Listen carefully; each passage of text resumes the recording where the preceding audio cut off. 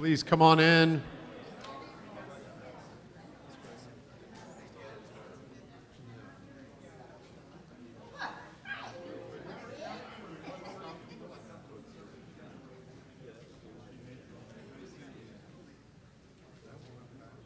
The Sergeant at Arms can start closing the doors.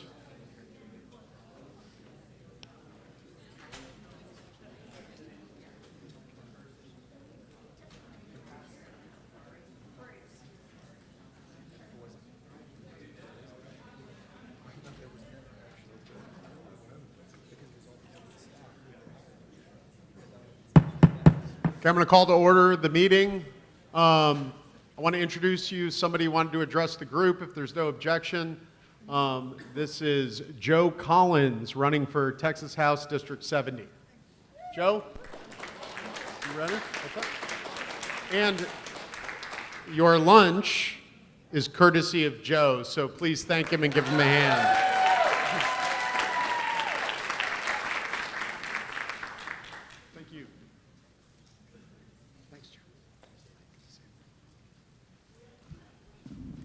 Good afternoon, everyone. Did you enjoy the lunch?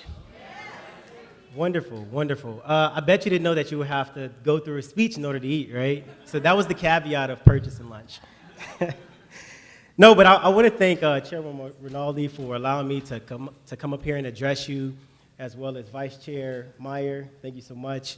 My chairman, Chairman Abraham from Collin County, thank you as well for helping set this up for me to be able to speak here. You're an awesome chairman. And Al Galani and Kevin Witt with the Big Red, thank you guys as well for helping organize this as well as the lunch. They were really responsible. I just paid for it, to be honest with you. But they also created an opportunity for me to be able to come up here. My name is Joe Collins. I am the former Republican nominee for California's 43rd Congressional District. But many of you know me as the guy who ran against Maxine Waters in 2020 in our historic election. Just to give a little bit of background, in 2020, I ran against Maxine Waters for Congress in California. Our campaign was historic. We raised over $10.6 million in that election cycle. And for my total campaign career, political career, I've raised over $16 million for state party, county parties, conservative Republican organizations, and other candidates across the United States. We got 80,000 votes in a district that only had 17,000 Republicans, and that's 3 times as many votes that anybody has ever gotten running against Maxine Waters, both Republican or Democrat. Throughout the COVID pandemic, the money that we've raised in the district has allowed us to give away over 300,000 pounds of food. We gave away over 60,000 backpacks and tons of school supplies. We've also hosted over 20 job fairs where more than 250 people in the South Los Angeles area were able to get jobs. If anybody know anything about a Democrat community, is extremely poor. People don't have great job opportunities. The education is poor. So what we did there was extremely renowned. We registered over 50,000 Republicans in that district itself. It was considered a Democrat stronghold, but we took the district from a D plus 54 to a D plus 23, which is extremely significant. Thank you. And those efforts were solely based on my campaign. I say all that to say this. This is my 3rd time moving back to Texas. The first time I moved to Texas was in 1999 when my house was shot up in a drive-by, and my mother felt it was best to get out of South Los Angeles, and she relocated us to Texas. I moved out of Texas because I joined the military in 2004. The second time I came back to Texas was in 2011. I was a recruiter. I ran a #1 recruiting station out of the South Fort Worth office, and it was #2 in the nation. I left because of change of duty stations. The last time I moved back to Texas was this past February. And the reason why I moved back to Texas was because the similar reasons that my mother moved us to Texas from the jump, to be able to grow my family in an area that was free from democratic policies that continuously destroy communities, the over-sexualization of our children, and a gender ideology that has been forcefully pushed on our children throughout the schools and the media. Nonetheless, not only have I witnessed the destruction that Democrat policies have done to entire states like California, but I also lived it. One thing that we have to expect through Democrat leadership is increased violence, poverty, increased crime, high taxes, a lower quality of living, and a bunch of politicians who do not care about their oath of office or who do not care to represent the people. I'm going to be running for State House District 70 after a lot of meetings with the Collin County GOP, a lot of strategy meetings with Al and Kevin from the Big Red consulting company, as well as a lot of convincing from Bianca Gracia with the Latinos for America First. We've developed a really, really good strategy for us to be able to take back this seat. And after we take this seat, we'll use the same strategy to implement across Texas. The last thing that I want to do is live in another state that's ran by Democrats and have Democrat policies constantly intruding on my life and attempting to take our children away, as well as our liberties and constitutional rights. I've been able to do tremendous work with simply a campaign team and a few fundraising apparatus. But with the support of the SREC and the party leadership, I believe we can achieve the goals of protecting our fundamental rights, protecting our children, and ridding ourselves of overzealous Democrats and their destructive policies.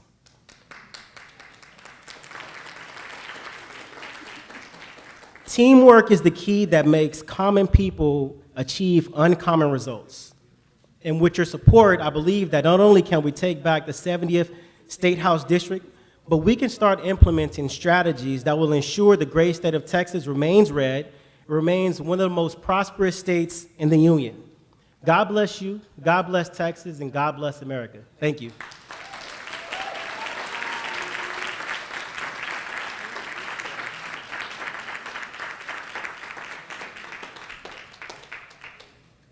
Thank you. And of course, District 70, if you don't remember, was one of the closest House districts last year. It is definitely a district we can take with the right candidate. So, thank you. Now, do we have a representative from the Ted Cruz campaign? That's me. Good. Andrew? Oh, William, I'm sorry. We have William Little from the Ted Cruz campaign. Thank you.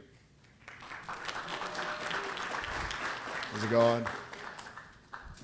I'm William Little. I'm the Senator's political director. I came here to say that yard signs do win elections. So, I think that there's some things that went on in 2018. It was a weird cycle. It was a crazy cycle. We all saw it. Some Irish man named Robert Francis O'Rourke pretended that he was some South Texan, knew what it was like, knew what Texas values were like after going to Columbia and being in some boy band in Canada. But outside of a failing musical career, I think we finally ended the Beto O'Rourke campaign. So that's a round of applause for you guys, huh? So anyway, so 2024 is going to be a different cycle, right? There's not a Republican on the ballot that Democrats want to take out more outside of Donald Trump than Senator Ted Cruz. Senator Ted Cruz not being in office is their dream. Having the state of Texas blue is their dream. Everyone in here right now, along with myself and Chairman Matt and John and a lot of y'all, we are the front lines. This is it. As goes Texas, goes the country. Y'all have all heard it 100 times. So we're going to do a few different things. One, yes, we are going to have yard signs. Yeah? Round of applause. We love yard signs. Second thing that I really need y'all to participate in is we're going to have a monthly phone call with the senator.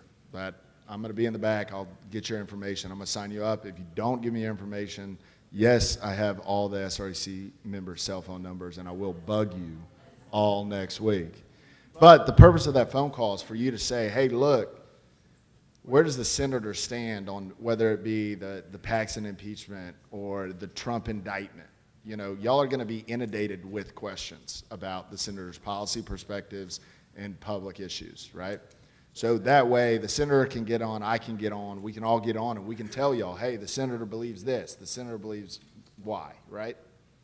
And so that'll help y'all. The second thing is so y'all can say, hey, look, whether it be Colin Allred or Roland Gutierrez or Ham Sandwich, whoever the Democrats put up there, they're rolling into McGregor, they're rolling into McClendon County, they're rolling into Bell County, they're rolling into Montgomery County, they're rolling into Brazoria County. I can name more counties, I promise you. But we want to know where they're going. Hey, look, they just had this event with 75 people. We need to get the senator there next month. We need to host it at the diner across the hall, and we need to put 250 people in there, right? And then you need to say, my county party, I've got 2 county parties that are killing me right now saying they ran out of yard signs in the last quarter, in the last month. I need 75 more signs. I don't care if it's 15 signs, 25 signs. We need to know what's happening in y'all's area, in y'all's districts, and y'all are the subject matter experts there. So the other thing that I'll say, and I really loved that Mr. Joe just said it, was teamwork. This is it, right? Left, right, middle, all Texans are affected by what's going on. Now, if you're sitting in this room, I got an idea that me and you might agree about a thing or two, and I think you might agree with a lot of the things the senator does. But it takes every single person in this room. Last cycle, this election came down 6 million votes, right? 6 million people voted. 200,000 people was the difference, which is why we have the senator still today. Now, we're changing that. We're going to expand. We're going to grow. Actually, I was looking at numbers on the phone with the field director. We've already knocked and made over 15,000 direct voter contacts. We're a year and a half out. I've got 72 unpaid interns knocking doors in 100 degrees outside in a thunderstorm that rolled through last night. That's the same fight that all of y'all have, now in a different way, right? So without them and without y'all, we're not going to do this. So we all have to be together. There's no question about it. If we want to protect Texas values, and if we all don't want to sit on a porch and talk to our grandkids about how great Texas used to be and how great America used to be, we've got to be in this together. I don't have much else to say. I am from South Louisiana, so I can talk for much longer, but I appreciate that. I appreciate y'all's time, and I'll stand in the back. Anybody who's got information, come find me. Otherwise, I promise you, I will be calling. Thank you.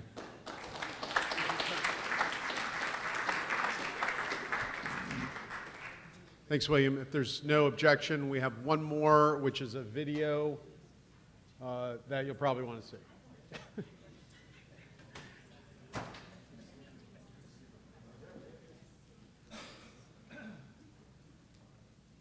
Hello to the Republican Party, and it is a great party, and it is a great state of Texas. Our party, our movement, and our country.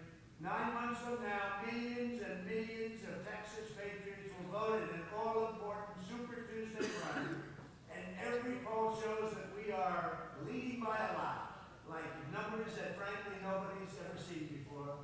That's because Texas likes me and I like Texas. Next year we're going to win the Texas primary. And on November 5th, 2024, we are going to defeat Joe Biden, the corrupt president, and win back the White House in a Texas-sized landslide. You're going to have so many things happen so quickly. The border will be immediately closed. You can only come into the country through legal means. No more of what it's been for the last 3 years. You go back 3 years, we had the safest border in history, and now we have the worst border, the most dangerous border probably anywhere in the history of the world. There's never been a third world country that had a border like we have. I say often, they would fight it with sticks and stones. They wouldn't let it happen. You could take the 5 worst presidents in American history, put them together, and they would not have done the damage that Joe Biden has done to our nation in just a few short years. But if our party stays united, we will have a Republican triumph, the likes of which has not been seen in a century or more. We had a tremendous victory in 2016. We then got many millions of more votes. In 2020, we actually did much better. But the election was rigged and disgusting, and we're never going to let that happen again.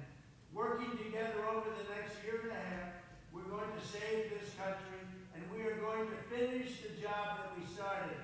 With your vote on day one, I will cancel every open borders policy of the Biden administration, stop the invasion of our southern border, and once again create the most secure border in U.S. history. We will destroy the drug cartels just as we destroyed 100% of the ISIS caliphate. We will stand up for Texas oil and gas workers just as we did 4 great years of unbelievable American energy independence, and we were heading for energy dominance. We would have been the most dominant energy country anywhere in the world, and it would all be with that liquid gold that we're all sitting on top. We have more than any other nation by far. We have more than Saudi Arabia, we have more than Russia, and we go to Venezuela to get our oil. Think about that. We will rescue our economy and end the Biden inflation disaster, and it'll take place fast. We will stop the weaponization of our government, crush the deep state, and restore equal justice under the law. We will stand up to the Marxist prosecutors, district attorneys, and attorneys general, and hold them accountable for their illegal race-based enforcement of the law. We will get the critical race theory and gender ideology out of our schools, and very quickly. We will protect innocent life, restore free speech, and uphold the Second Amendment by demanding national concealed carry reciprocity. And we will always defend Social Security and Medicare for our great seniors. Ron DeSanctimonious voted 3 times to end Social Security, to destroy it, or at a minimum to raise the minimum age to 70. That won't happen with me, but it will happen with him. Don't let it happen to our country. Texas has a vital role to play in this fight to save our country. With your help, we are going to evict Joe Biden from the White House, and we are going to make America great again. Thank you all once again, and thank you to everybody in the great state of Texas. We had 2 incredible victories, and we're going to have a bigger one this time, I think. I really believe it. God bless you, and God bless America.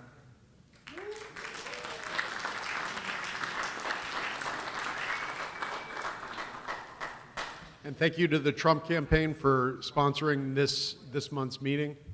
Now, if there's no objection, Becky Green has a couple announcements. I wanted to push her up on announcements because one of the things I want her to pass around when everyone's sitting.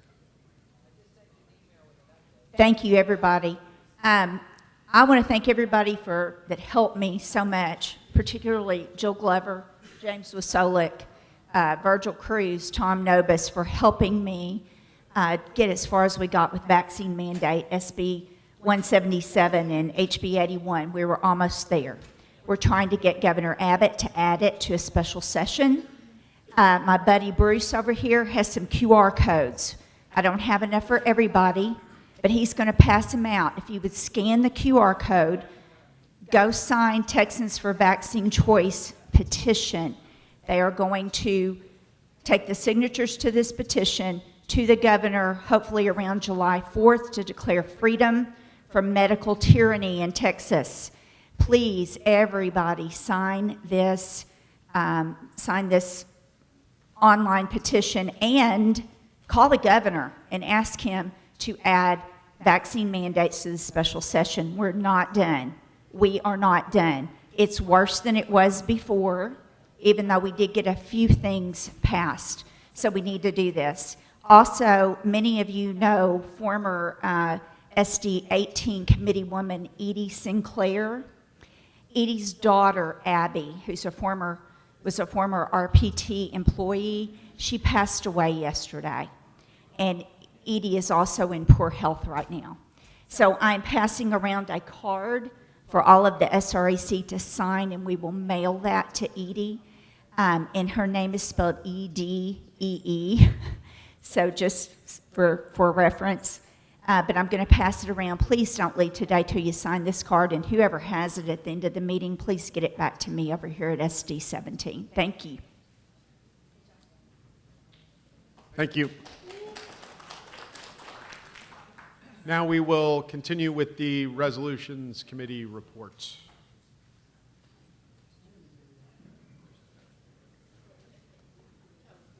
Thank you, Mr. Chairman. Sorry. We'll try and get through the rest of this report before we all fall asleep from those tacos.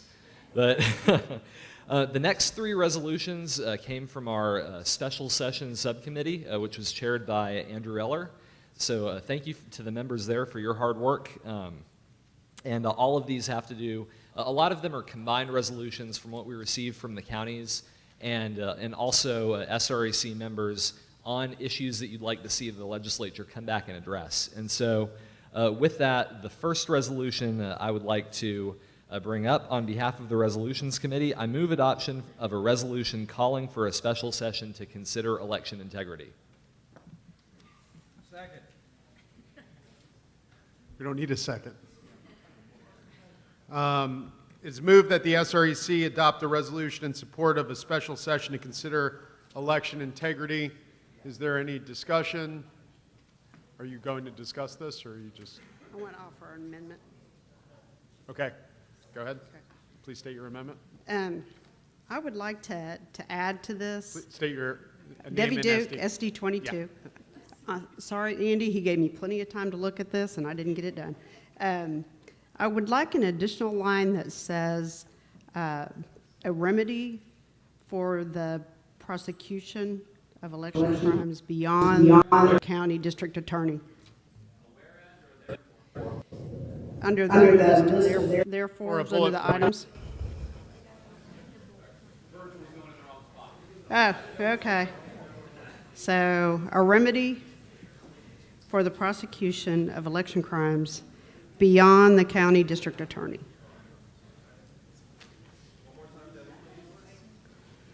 I put my glasses on. A remedy for the prosecution of election crimes beyond the county district attorney.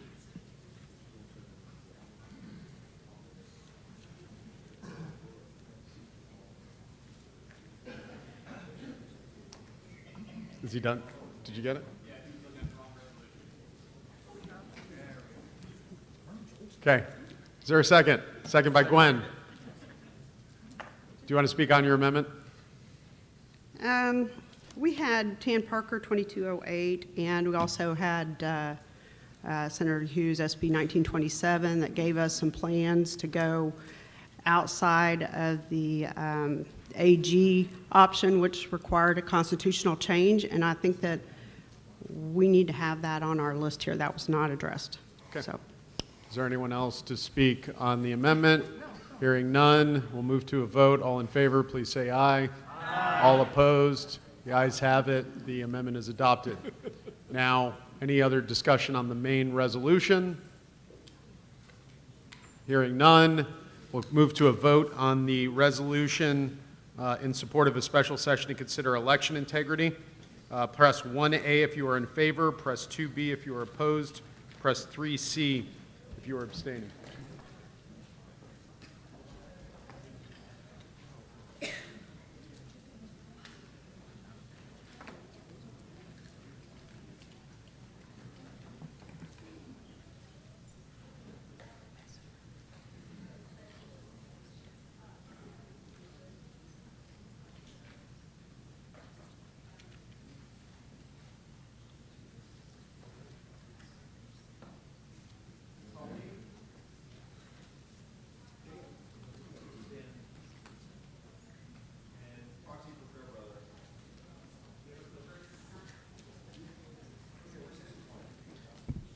And voting is closed. By a vote of 63-0, the resolution passes.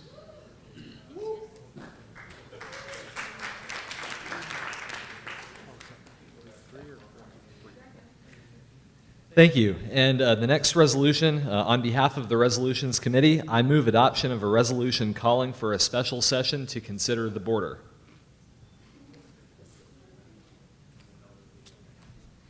It is moved that the SREC adopt a resolution in support of a special session to consider the border. Is there any discussion for or against? Seeing none, we'll now move to a vote. We'll vote on the resolution in support of a special session to consider the border. Press 1A if you're in favor, 2B if you're opposed, 3C if you're abstaining.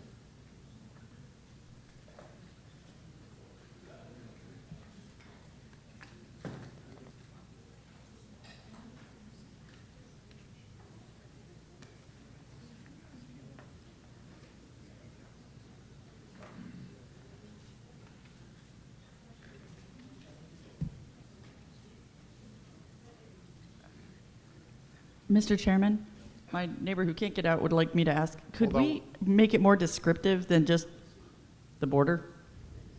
No. Okay. Good. The voting will close. Ann and Dan? Voting will close in 3, 2, 1. Vote is 63 to 0. The resolution passes. Thank you. And I'll just point out that all of the resolutions are in your meeting documents, and you should have a QR code you can scan to access those. So the final resolution from our special session subcommittee, I move that the SREC adopt a resolution, or I move adoption of a resolution calling for a special session to consider property taxes.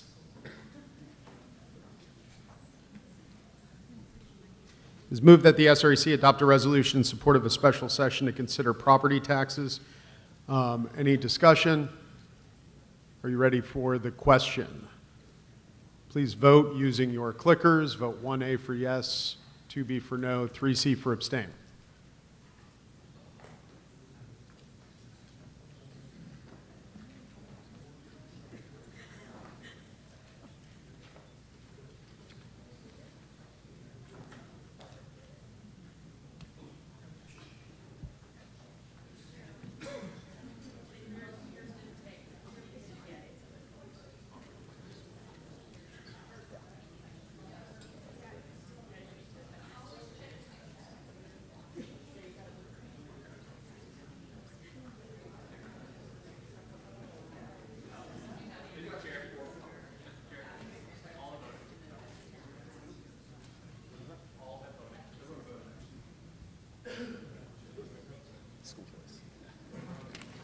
First, we're going to do the resolution. Voting's closed. The resolution in support of a special session to consider property taxes is adopted, 63 to 0. Thank you. And so our next resolution, I'll give a little additional information on this. I think it is widely anticipated and known that there is going to be a special session involving education and school choice. And so this resolution is a resolution dedicating party communication resources to supporting that effort in accordance with our platform, specifically platform planks 101, 1 and 2, and 103.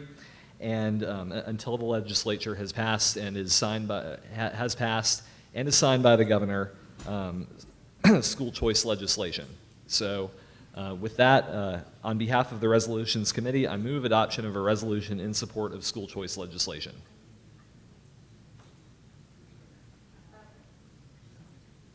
It's been moved. Do we have discussion? Yes. Jill? Go ahead. Karen, are you for or against? Okay. Actually, I have an amendment. Jill Glover, SD 12. Okay. So please state your amendment. There is a word in this resolution. The word is universal, and I would like that word changed to for all rather than universal. Universal is a Democrat word that means something different to Democrats than it does to us. So I would like to just define what universal means, which is all. Jill, is it a strike and replace? Yes, strike and replace, please. Second by And Dale. there's two places in the resolution. Is that okay? You're going to speak against it? Okay. Any, Against what? My change? do you want to speak? May I speak for it? Yes. Yes. Well, basically, I think I have explained it. But you know what? You may accuse me of being a tinfoil hat wearing conspiracy theorist, but there are many of us who have done extensive work in what UNESCO and the UN and the WEF are doing in terms of goals for our world. And one of the things is in the area of education. And there are certain words that mean certain things to the globalists and to the progressives. And the word universal is one. And so for us, it means for all. And I'm open if you want to make a different tweak about that, But I strongly recommend that we not vote this amendment through using the word universal. Yes. Kiko Canseco, SD 26. You know, we all speak English. We all know the English language. There are many words that have been used in a very different way by groups that humanity should be opposing. But nevertheless, those words exist. I'm sure that the Democrats are speaking English too. And what I'm trying to highlight is that we could substitute words, but at the same time, we're becoming guilty of the same thing that the left is doing, and that is capturing words for a specific purpose. I, for one, feel that universe is, I abhor those people that Jill Glover, those words that Jill Glover mentioned about that are universalists. But the fact of the matter is, it's a word, and it's a word in the thing. And I call, even not to offend anybody, but there's a word in the English language that goes niggardly. And some people can use it in a very ugly way and say it's a racist word. No, it's just a common English word. So is universal. So I oppose this amendment. Matt. Matt Tiskus, SD10. I'd like to read from a resolution that this body passed. I believe it was our last meeting.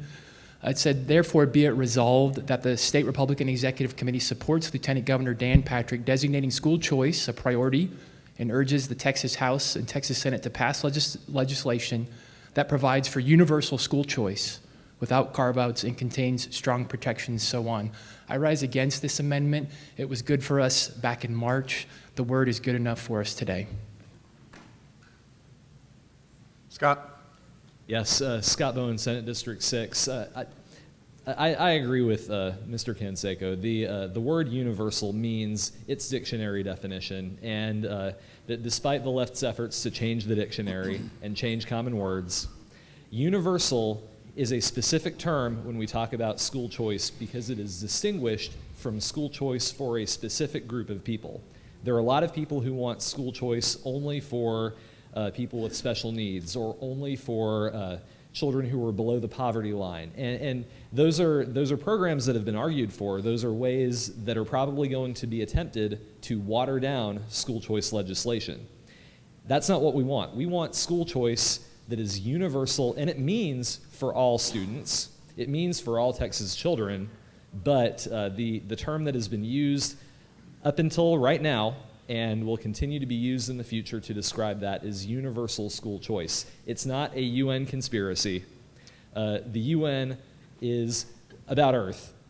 We are for universal school choice. And so this seems like a very small debate, and I'm kind of confused about where this comes from at all. I've never heard that the word universal, except that it contains the letters U and N, is owned by the UN, but ultimately what we are asking for is universal school choice, and God willing, in this session we're finally going to get it because it's about time. So that's 3 against. Favor. Favor. Okay, go ahead. Chris Burrow, SD3. 100 years ago, liberal meant a person who supported liberty and small government. Today, it means you're a communist. 50 years ago, progressive meant you are in favor of the Industrial Revolution. I rise in support of the amendment but especially in all aspects of the Texas education system shall be recognized, affirmed, and protected by the changes to the Texas Constitution and the Texas law, including codifying the protections currently existing in the Texas Family and Education Code. No public service entity, nor its agents, district personnel, community partners, or district board of trustees shall infringe upon these rights. The use of universal, as has already been discussed, is something that is not found in our party platform or in our party planks or even in the legislative priority that was in reference to our school choice options. In short, yes, I rise in support of the amendment. Thank you. Tom? We already have 3 and 3, so unless it's This is a for the amendment? Mr. Chairman, I have an amendment. yes. I moved to amend the language to where it was before the words platform planks 101, 102, and 103 were added yesterday, because those are already in the resolution we passed last meeting. That this is just an enacting resolution. This is like the action item to go with the resolution we passed last time. We don't have to be redundant. Yes, remove the words "in accordance with platform planks 101, 102, and 103. Okay. They weren't in the original language of the resolution. They were added yesterday, but we normally do not. Hold on one second. Just get the entertain- language. okay. When you state the amendment, just state specifically what the amendment is, then we'll get a second, then you can speak in favor. Is that correct? Is there a second? Second by Tom. Do you want to speak in favor of your amendment? Okay. So that making it adding something that people have to go and research and look up, oh, what planks were those? It convolutes it, makes it complicated, and it weakens it. So I think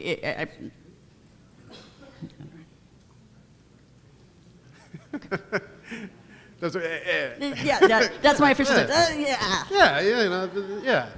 No, that's good. Because we already passed that. Anyone that else to language. speak for or against the amendment? You've been standing here for 20 minutes. Mr. Chairman, Chris Bird, SD 25. I stand against the amendment. I personally offered the suggestion to add some refinement and some more clarity to help anybody that reads this resolution as to what we're really trying to be about. And it is intended to draw the attention to something that we've all vetted on, worked very tirelessly over the language of Plank 101, 102, 103, which were incidentally raised to the attention and a lot of debate at the beginning of the session, and again, were applauded. So these three planks stand basically as kind of a vanguard to define what we really are talking about when it comes to school choice. So I think it's very much in order, and it also prevents our resolution from being confused.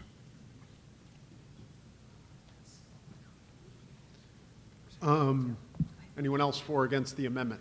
For Rolando Garcia, SD 15. I opposed adding this language in committee yesterday, and I'll restate my reasons. As Karen said, we already established, our position on school choice is established, 1, by the wording of our alleged priority, 2, by our platform, and 3, by the resolution we already passed. This is simply specifying ways that RPT can support that priority. Now, my concern is when adding that, I understand, you know,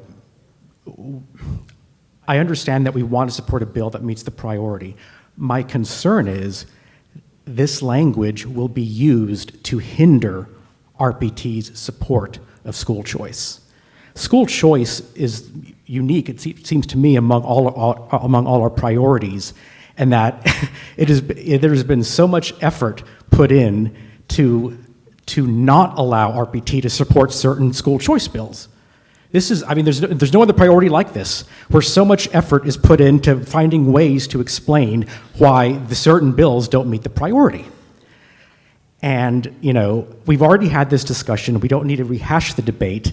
I think that discussion was settled at our last meeting, where we had a resolution that we all agreed on. And we said this is going to be our approach to school choice. Let's not reopen that. And so, and again, this is just simply a resolution saying, let's support the resolution that we already passed. So I would speak in favor of the amendment to remove that language.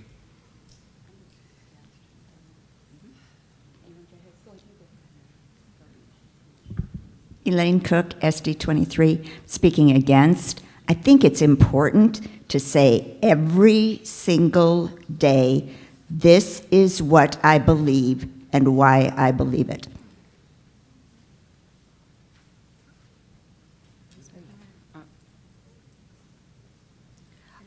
I'll speak against.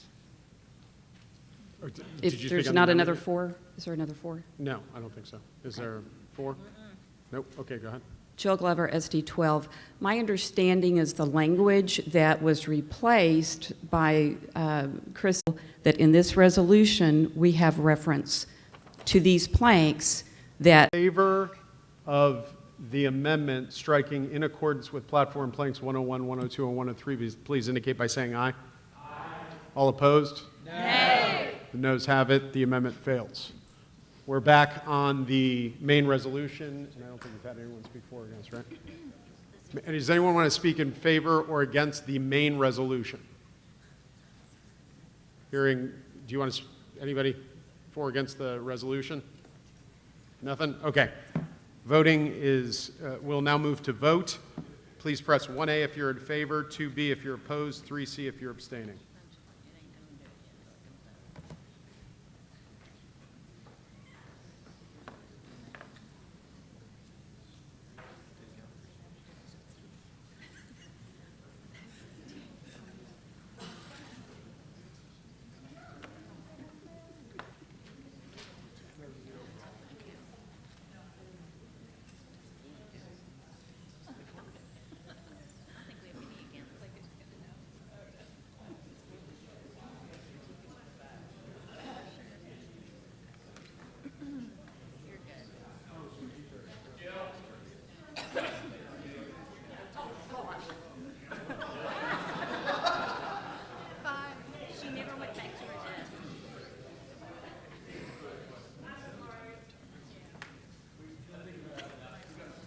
Okay. And voting is closed.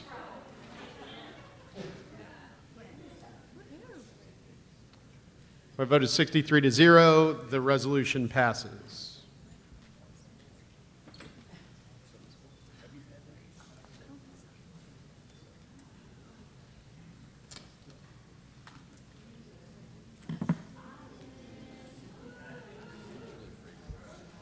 All right, next up is our 6th out of 7 resolutions, so only a little bit left.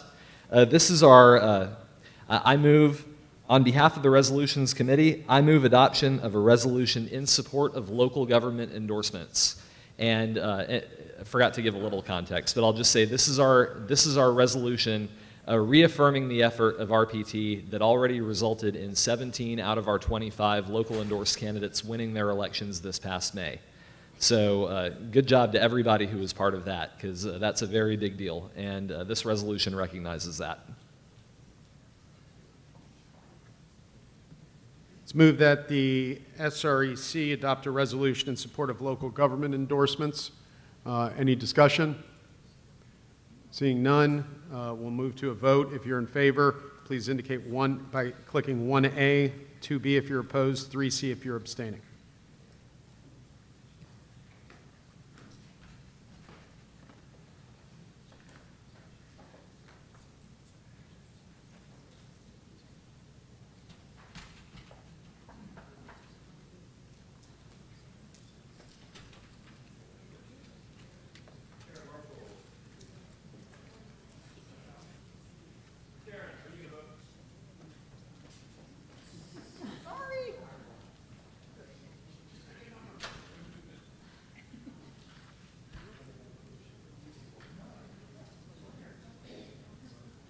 By a vote of, voting is now closed. By a vote of 60-1 with 3 abstentions, the motion passes and the resolution is adopted. Last one. All right, and thank you guys for the last resolution. This is a resolution that was originally offered by Comal County, and this is in favor of for border security, encouraging the governor to use the authority that he has by virtue of his position without even having to ask the legislature to act, to use his authority to secure the border. And so on behalf of the Resolutions Committee, I move adoption of a resolution requesting the Texas governor use his border authority.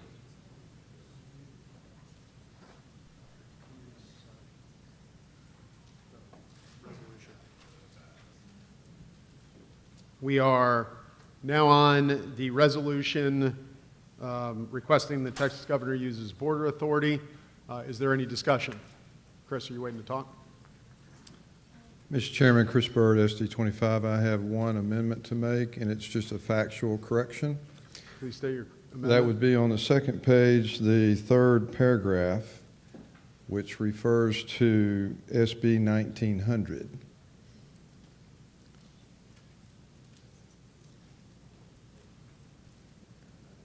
Keep going up. Okay, right there.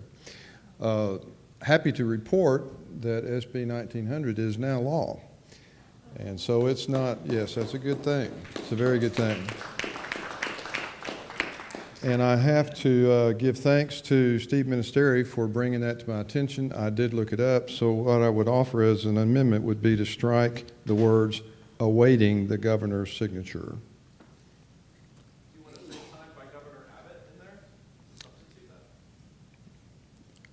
I think signed by Say Governor again, Abbott. Virgil? Because SB refers to a bill, since it's now law, I think. Oh, Signed yes. by Governor Abbott. That is fine. Yeah. Perfectly fine. And then, Which strengthens our resolution, actually. very good. Do I have a second? Second. Is there no objection? Hearing none, the amendment's adopted. Do we have any discussion on the main motion? Okay, we'll move to vote. Please indicate your vote on the resolution. 1A for yes, 2B for no, 3C for abstain.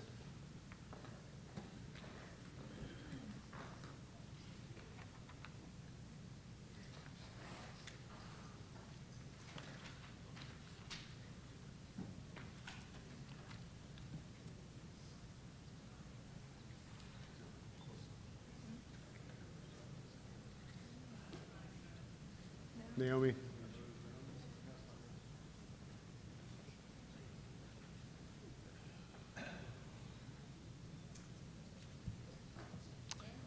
Voting's now closed by a vote of 62 to 0.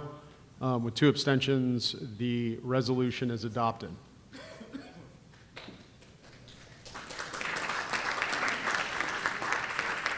All right, thank you very much to the committee members. Thank you once again to our secretary, Virgil Cruz, who has worked tirelessly to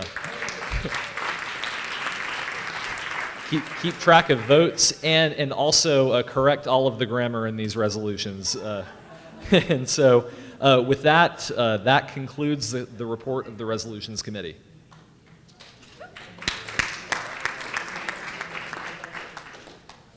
Thank you.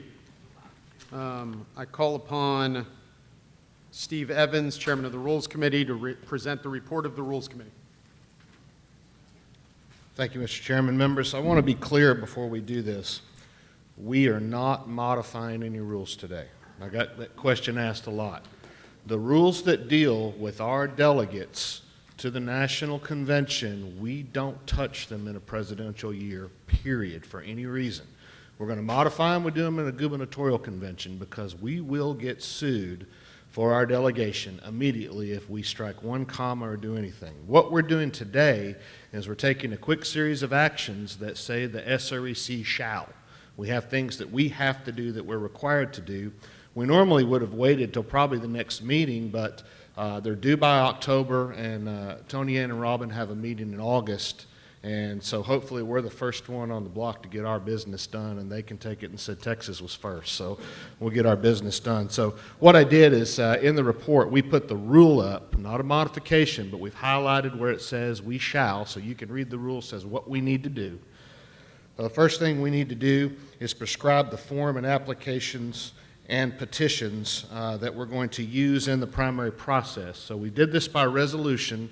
The Rules Committee ran a resolution through our committee. Scott had a lot to deal with, and it was a pure rule resolution. So, Virgil, if you could scroll the resolution up. No, you're up too far. Just go down, just right there. This is a resolution I'm asking you to adopt. It's one that if you've been on the SREC, you've seen it before. It was adopted in 16, maybe in 20.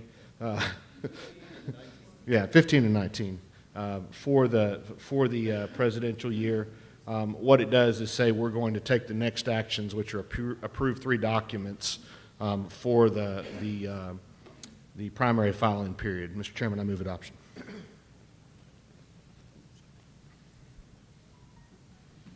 It is. Questions on the adoption of a resolution concerning the RPT rules regarding the 2024 presidential primary. Press 1A, or I'm sorry, is there any discussion? Seeing none, press 1A if you're in favor, 2B if you're opposed, 3C if you're abstaining. It's a resolution, so we just have to do clickers for the resolution. Everything else is voice. It's a resolution, so yeah, after that you can take voice votes on the documents and final motion. On the particular documents? And then I have a motion for.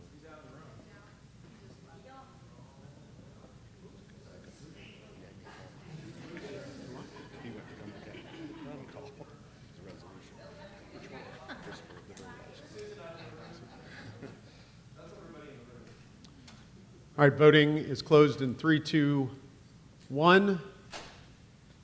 61, by a vote of 61 to 0, the resolution passes. Can we get the application up? Do you have that?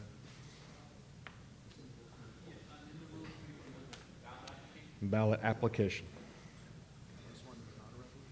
It's not a resolution.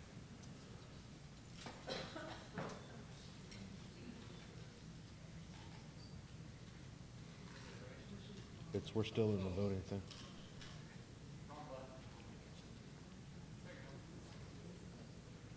Remember, this is the standard application you've all seen before. If you go to the bottom of it, there is very, very bottom, last line. There's some tracking data added right at the very bottom. Date received, received by, date accepted. That's a minor election code change. We had to put that tracking data. Otherwise, you've seen this before. And Mr. Chairman, I move adoption. This just be a voice vote. We can do this by voice vote. Is there any discussion? Hearing none. All in favor of approving the application, please indicate by saying aye. Aye. Any opposed? The ayes have it. The motion passes. Bring that petition up now, James. Members, this is a standard petition you've seen before. The Secretary of State, for some reason, and we discussed this in committee, they took the judicial petition, if you remember, it's a smidge different, and it has the seat they're running for, and they combined them, and they made it really confusing. This is the original petition. We really can do one that's written in crayon in case we have any Marines wanting to file for office, but if we wanted to. We could do it in crayon. We can decide the petition. I had counsel look at this too. It satisfies all of the election code requirements, and it's one we're familiar with. I move adoption. It's been moved that we adopt this as the petition. No record vote is needed. If there are no objections, then the petition is adopted.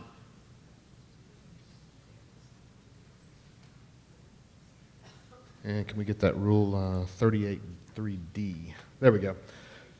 Next thing we have to do is it says we shall prescribe a sample ballot. This is kind of a leftover rule that we need to look at later because election code really says how the ballot has to look, but we have to have a sample ballot for the state chairman to distribute to county chairs should they ask what the style of the ballot. All the other wording is prescribed by election code, so if you can bring up that sample ballot.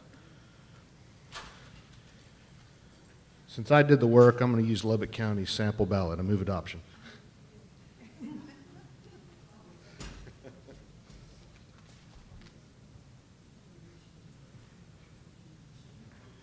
This is the sample ballot. Is there any discussion? It's a motion to adopt the sample ballot from Lubbock. If there's no objections, then the motion's approved, the sample ballot's adopted. Members, the last thing we need to do, if we can bring up Rule 38.9A. When you go to your congressional district caucuses, you elect delegates, 3 and 3. 3 delegates, 3 alternates. We also have members at large. And our rules say that our delegates and our members at large, their vote is bound on the first round at the RNC by the way the vote happens. 25% of the at-large delegates, the caucuses get to vote to decide how to bind that 25% of at-large delegates. We prescribe the method of how they cast that vote in the congressional district caucuses. And while we are hopeful that by convention we will have some sort of electronic voting like your clickers, we can't guarantee it, and we need to submit this rule to the RNC now. So our only choice here to make in our rule is electronic or paper ballot. On behalf of the committee, pursuant to Rule 38, Section 9A of the Republican Party of Texas General Rules for all conventions and meetings, in the State Republican Executive Committee, I prescribe the following process. In congressional district caucuses, each state convention delegate shall be entitled to cast a vote for presidential preference by secret paper ballot provided by the RPT.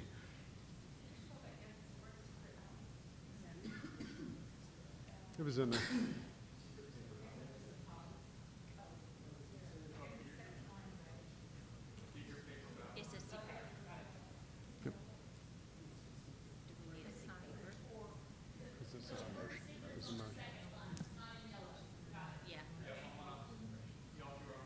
Okay, this is a motion. We can do it on voice vote. No record votes needed. If there is no objection, the motion is to adopt the process as stated on the screen. Hearing none, the motion's adopted. Thank you, Mr. Chairman. The last thing I'll mention, and I don't want to get a whole bunch of debate here, is Jen Hall's gotten a whole bunch of requests for how the Senate District Convention chair, temporary chair, is elected. And I know everybody here can tell me how it's done, and I'm going to tell you that you're all wrong because we found ambiguity in election code versus our rules, and we agreed that we were going to table it for now and study some more because it's confusing.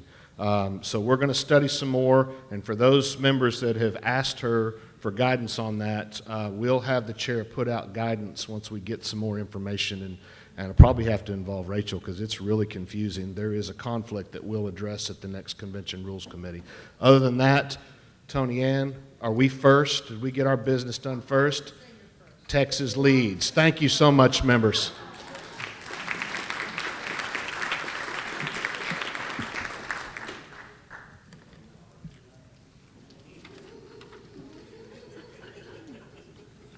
May I ask a point of information about that last item? Yes. Please state your point of information. I was just You wondering. better hope I can answer it. Okay. Because Steve doesn't like to walk long distances.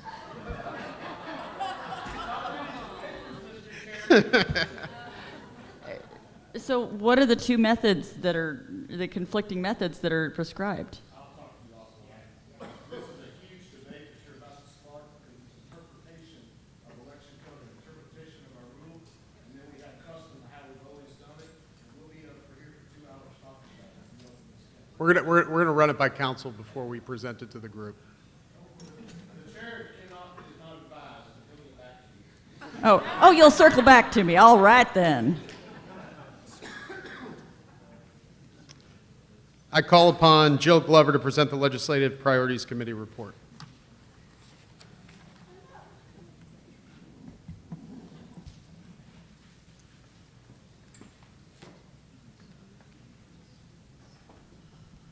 Thank you, Mr. Chairman, and I'm going to take this microphone out so I can move over here and see my slides.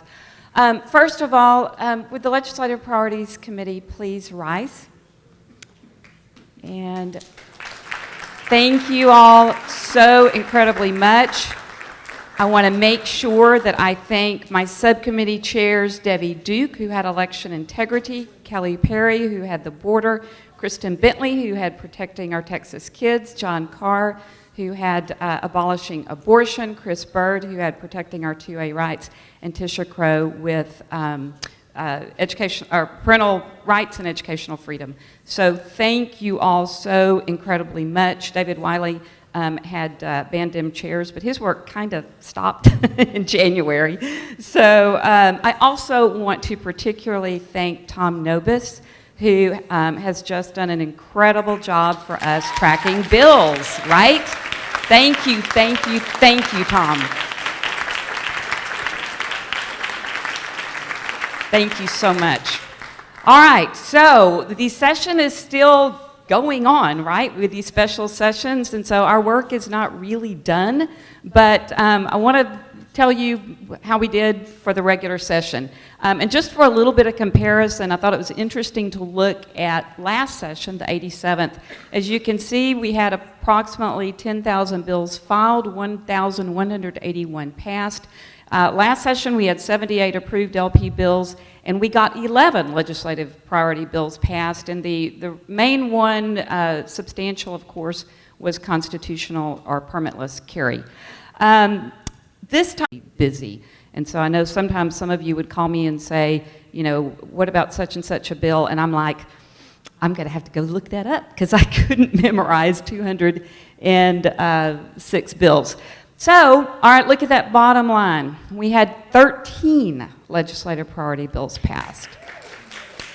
So, on paper, I'll be perfectly honest. I won't spin the number. On paper, it doesn't look like we had that big of an improvement, right? Or a big success. However, what I will say is that bill quality was substantial different from last session. And I would argue that we did have much more success this legislative session with protecting everything else, right? Our Republican values and our God-given inalienable rights. Next slide. So we did really great with protection of children. We had some hits and misses on everything else. Next. All right.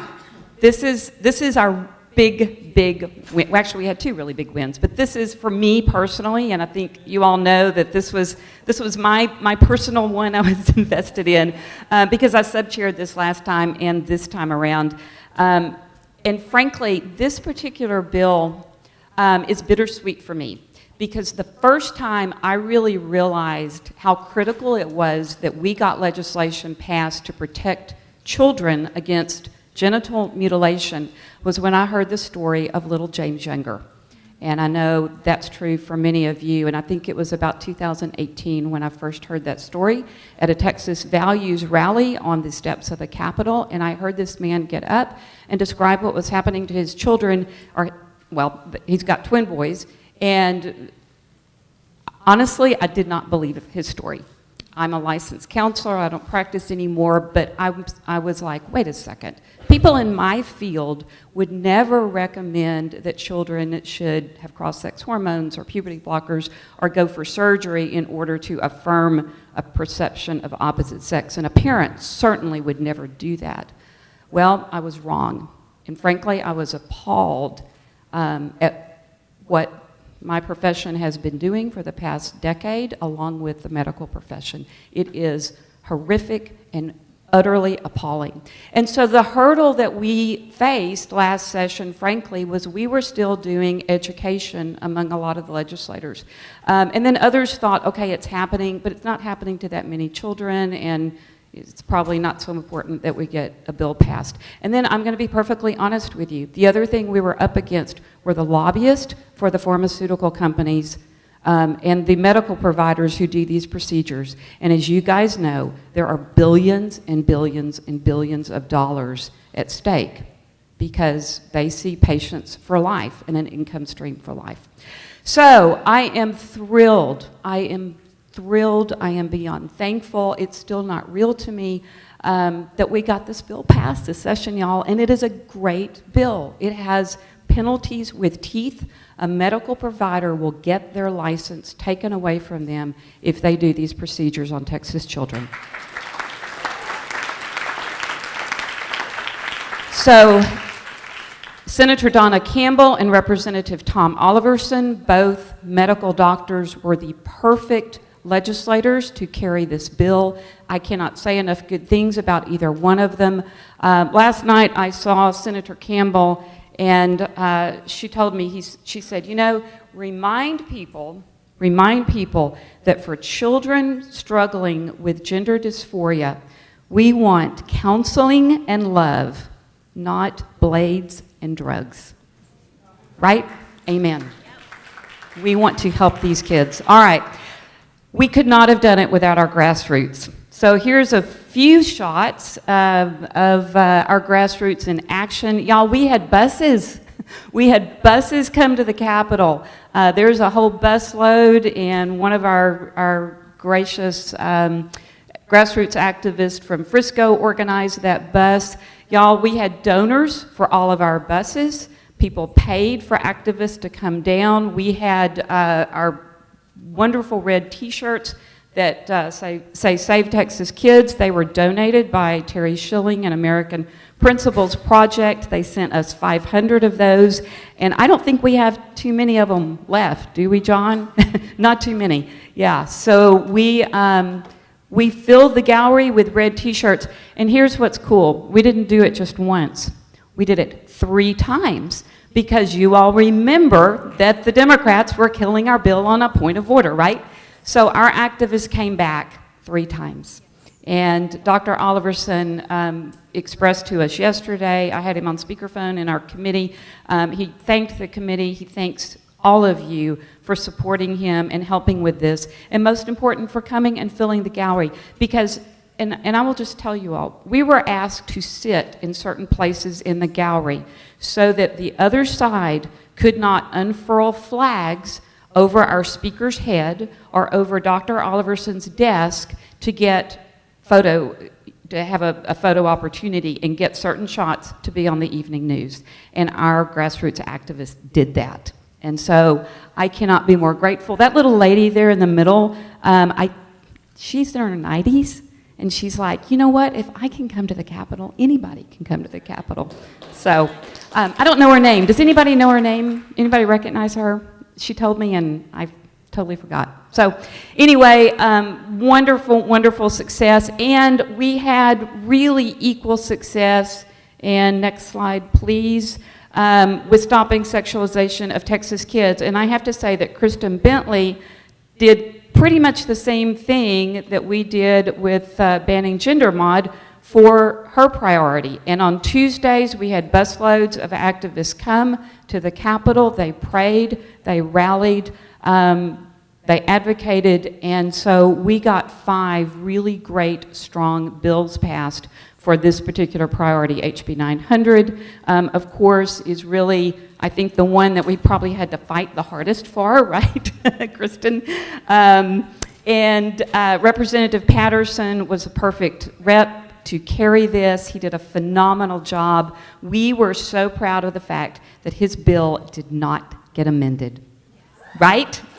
Yes, yes.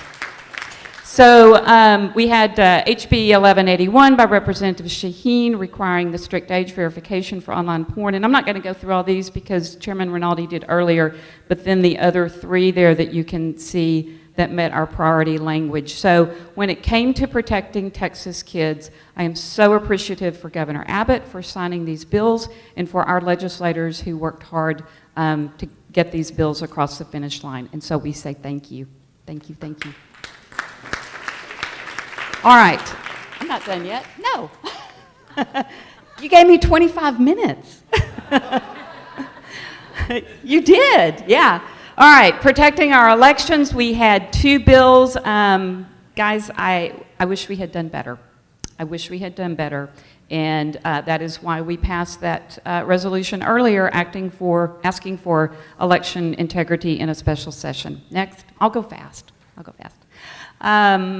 A major miss, and I think we appreciate Senator Parker for SB 1403, which creates that interstate compact. Senator Hall also had this bill, and then SB 1900, as Chris already pointed out earlier, that designates the cartel as foreign terrorist organizations. Next.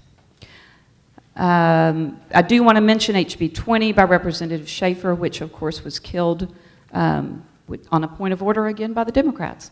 Next. Abolishing abortion in Texas. We got nothing on this. We got a whole lot last session, right? And of course, last convention, Roe v. Wade had not been sent back to the states yet. And so perhaps, I'm not sure if this would still have been in our top 8. I think we always have got to prioritize protecting life from conception through natural death in Texas. So I'm not sad about it, but we weren't as concerned about trying to get protections because we already have them, thanks to our legislature. Next, defending our gun rights, we had two good bills. 37 by Representative Isaac passed, which prevents counties from restricting gun rights. Next. Parental rights and educational freedom, we have already, of course, done our resolution for that. We know that Governor Abbott will call a special session for that, so we will continue working that one. We did get SB 29 by Senator Birdwell, which prohibits public schools and government entities from enforcing a vaccine or mask mandate on kids to prevent the spread of COVID-19. And so that's a good bill, and we appreciate that. All right, band Democrat chairs, we got nothing. I do have a list of the committee, of our priority bills that were killed in a committee with a Democrat chair, and I'll be happy to send that to you or tell you how you can find it on your own if you need that. And next slide. All right, so yesterday, at the end of our committee meeting yesterday, we had a representative come in and go over a website called grassrootspriorities.com. And those of you who were in our meeting, I think, were really surprised to see the wealth of information on this website. So I want to encourage you, because one thing that we talked about that we did last session, we did sort of an assessment of how well our reps and our senators did with our legislative priorities. Our grassroots groups this time around have done a really great job developing tools.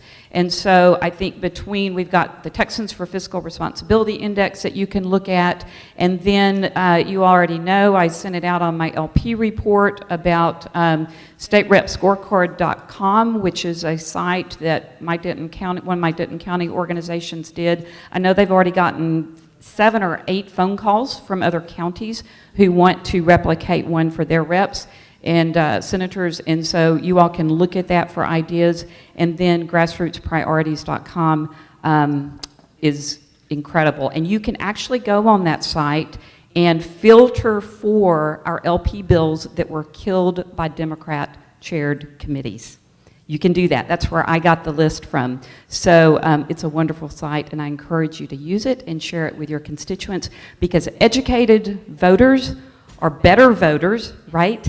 And when we stand for our values and our Republican principles, and people see us doing that, then they want to come vote Republican, right? Because we stand for things. And so all of this work goes to uphold those principles and values in our great state of Texas. Okay, I'm done now, Chairman. Thank you very much. Mr. Chairman. Appreciate it. Mr. Chairman. Yes. Chairman Glover, can you hold on? Would you bear with me, Mr. Chairman? Yes. I just want to let everyone know, being on the Legislative Priorities Committee, I know all of us, some from a distance, some up close, have really seen how hard Jill Glover worked this session. She was just at it tirelessly, took a lot of heat as well, was down at the Capitol a lot, and just would not stop. Just a relentless machine for patriotism, and thank you so much, Jill.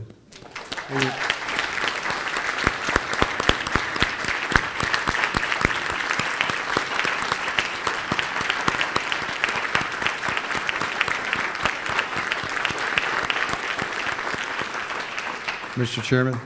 Yes. Sorry, one last thing. Some of you may have noticed that we've got some patriots that come at all of our meetings. They're back here in the corner in red shirts. They're from Comal County. They have put together a very well-written one-pager that's meant to go out to all the citizenry in Texas, kind of addressing the actions of Speaker Phelan. The idea is to get this in as many hands as we can so that they can be filled out individually and then returned to the RPT. If you have a minute, say hello to them out there. They'd be happy to talk to you, and I did not want to let them be here without being recognized. Thank you. Thank you.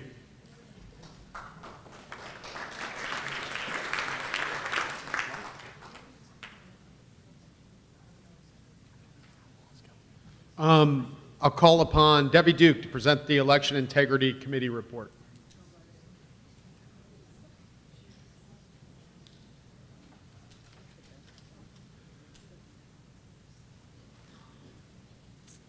Hey, everybody. Okay, so first, I need that committee of mine to stand up. for the election integrity. And, okay, we got Karen on LPs, and who were the other LPs? Tish, were you at Tish? Okay, great. Susan Lucas, LP. They worked on the, those three worked on the LP part of election integrity, protect our elections, and we just made a great team all together for communication and keeping those things all moving in the same direction. I just want to thank all of them for showing up at the Capitol, for testifying, for networking with our grassroots, and talking to the legislators, and those early morning Saturday calls every Saturday, and everybody faithfully attends. So I just so appreciate y'all for your dedication. We followed 58 bills with the Election Integrity Committee, and 6 of them passed.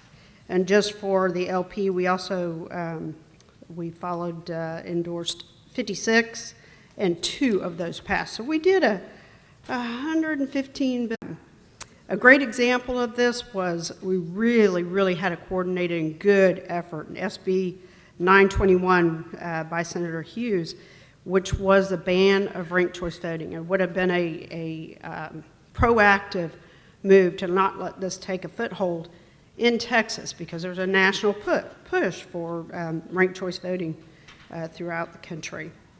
And this bill was passed out of the Senate, bipartisan. We had 2 Democrats that voted for the bill, and referred to House elections on April 3rd, where it sat. And it sat. We had support from TPPF, Heritage Action, AMAC, our grassroots, all of our committee members. We even had articles in the Federalist, and yet it still sat. There would have been no better time to pass this proactive piece of legislation, but the House killed the bill. There were many others, SJR 35, we couldn't, clarifying signature verification process. There was SB 924 by Springer, consolidating precincts on for early voting and election day in certain, when they don't have a polling place in certain counties. And Cold Course was a notification of death to the Secretary of State so they can get them cleaned off the voter rolls. And then we had SB 1661 by Hughes, relating to a ballot scan system used in Central Count Station. So our big win, that was 5 of them, our last one, and our big win was SB 1070 by Hughes. Hughes was a real champion for us in our election integrity bills.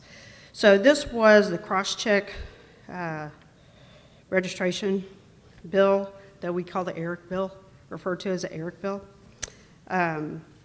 It didn't hit too many bumps in the Senate and got over to the House, and then the drama set in. But y'all, at the end, when we won, it was kind of fun. Going through it was not so much fun. So Representative J.C. Jeton presented it over there, and I don't think he got 3 words out of his mouth, and it was a point of order. And how many points of order did we see on, it was the bill analysis? A lot. So that's what it was on this. We kind of went crazy. Dana and I were up in the galley to support it, and woo! There was a lot of activity. We were pulling them off the floor and trying to figure out what in the world just happened. So the next time, what happened was when they killed the bill. I mean, he pulled it back and said, "Okay, July 28th," and we're like shocked. So the good thing that happened, I just think God shepherded this thing through on his time frame, was that the House adjourned, I guess, 45 minutes after that happened. And through a lot of activity and the House members really pulling together, they finally figured out that they could reintroduce this the next day. They had 15 more minutes into the next session to reintroduce this bill. And here's where they did their Herculean work. They came together and got that bill reintroduced. We still didn't know what was happening with it a lot of times because of what was going on the other side of the chamber at the same time in order to get this bill through. So there was an endorsement put on it, two amendments, one by Busey, and then at the last minute in order to get this thing through. And then the second amendment was to name the bill the Allen Vera Memorial Bill. So, yeah. So those got done. They came up and talked to us and told us that they were actually holding bills hostage over in the Senate to get this thing done. So they earn the credit, boy, for getting this thing through that time. And when they really want to get something done, they can. They have procedural things they can do. So we're really appreciative and really happy that the SB 1070 got through. So over in the election, the LP, the two that Jill already mentioned, we had one bill that we were really looking to get vetoed, and it was HB 3159. And Andy said about 10 minutes ago, that got vetoed. So, glad about that. So we can lay down the mantle on that one, keep working. As we look forward to multiple special sessions, some of the priority bills and topics that we'd like to see addressed are SB 990, which is on the Lieutenant Governor's wish list, and that's precinct-only voting. And SB 1039 is also on the Lieutenant Governor's wish list, which is election audit for voter irregularity. And then we have some other ones, like we're going to still try for SB 921. I mean, that was so far there. We really need to get that one through. And then SJR 35 and SB 1660 are both addressing citizenships in different ways.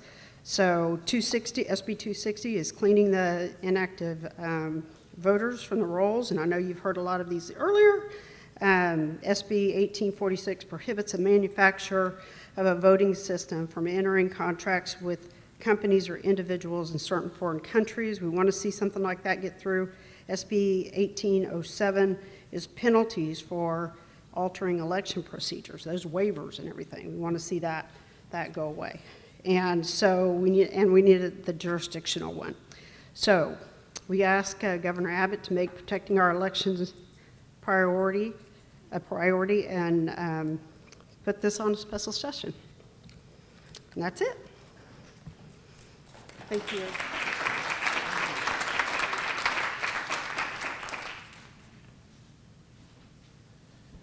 Thank you, Debbie, for all your hard work. The next report is Engagement Committee. I understand Alma's not here. Is there anyone to give the Engagement Committee report? Maggie?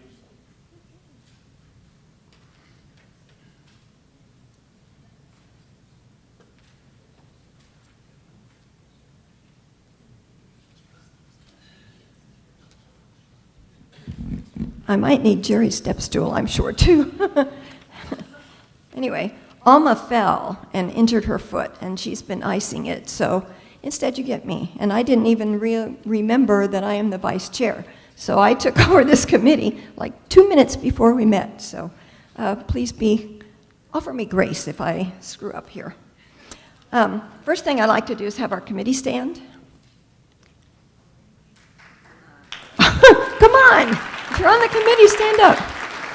Okay, the next thing I'm going to ask you to do, all of you to stand, because whether you are officially on this committee or not, you are engaged. So stand and take a stretch break.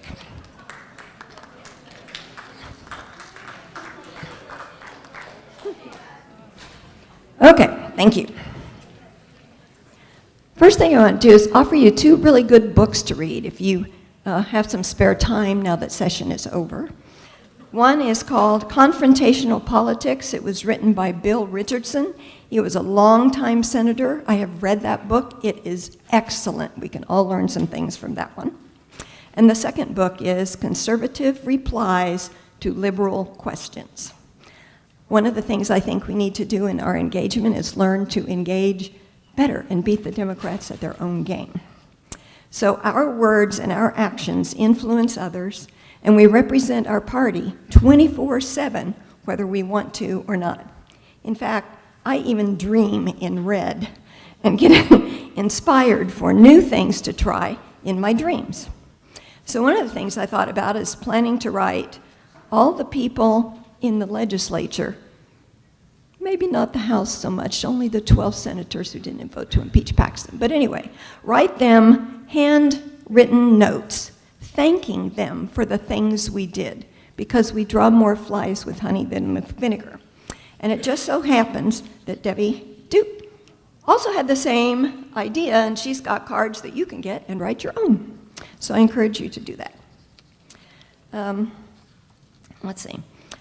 I want to remind you that how we approach people makes all the difference in the world. Democrats use stuff against us all the time, and we need to do the same thing, but in a kinder way.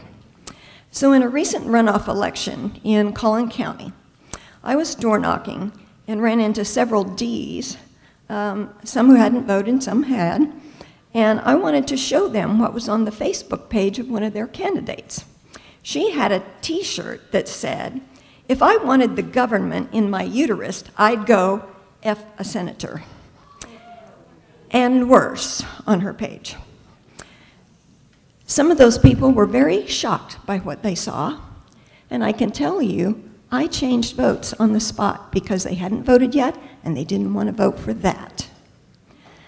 So you never know where our opportunities are going to occur. I also found a Dem who had already voted, so I just asked him, and he claimed he had done his research, so I asked him a question. Are you aware of this? His eyes get really, really big. And I said, may I suggest to you that you broaden your search when you're doing research and look at Facebook pages and other social media. I'm not telling people what to do, just encouraging them, and it pulls people our direction. Let's see. Another example might be, we need to engage everyone we can. We don't know when we're out in public what political party they belong to, but we're all human beings, so we just need to find those commonalities. So for Christians, first question to them is, if you're a Christian, do you believe in the 10 Commandments? Well, sure I do. Well then, can you please explain to me, because I'm really confused, how you can be for abortion, and yet we have a commandment that says, thou shalt not kill. I'm not accusing them, I just want to understand where you're coming from. Because if I understand that, maybe I can find the right words to help you see better the hypocrisy in your own attitude. And I appreciate it when people point that out in mind. Sometimes we are all guilty of doublethink. Another thing I've learned to do, and it just kills me when I first started doing this, because my dad was an attorney, and you know, things are right and things are wrong. So I have learned to say, you might be right. I don't believe that, but you might be right. By acknowledging that, you have let the person know that you have listened to their opinion, you value it, and then I ask them a question. What would